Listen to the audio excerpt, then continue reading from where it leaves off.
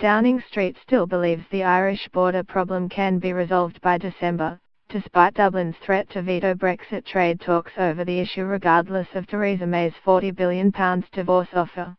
Ireland fired a warning shot on Tuesday by suggesting May's enhanced financial offer to the EU was not enough on its own to secure the trade talks sought by the UK without guarantees that Brexit will not lead to a hard border.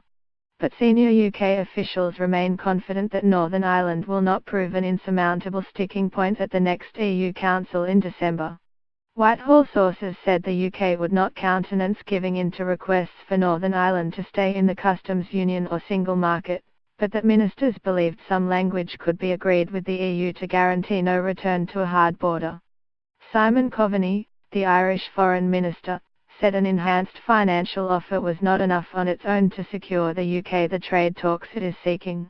He claimed there was a lot of solidarity among the EU-27 flat or Ireland's position that Northern Ireland must retain the regulatory framework of the single market and customs union in order to avoid creating a hard border. He told the Evening Standard, "Anybody who thinks that just because the financial settlement issue gets resolved that somehow Ireland will have a hand put on the shoulder and be told, look, it's time to move on. Well, we are not going to move on. This is a much bigger issue than trade. This is about division on the island of Ireland. I will not be an Irish foreign minister that presides over a negotiation which is not prioritizing peace on the island of Ireland.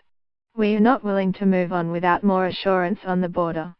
Arlene Foster, the leader of Northern Ireland's DUP, warned Ireland's Taoiseach H. Leo Varadkar to stop the careless threats over Brexit.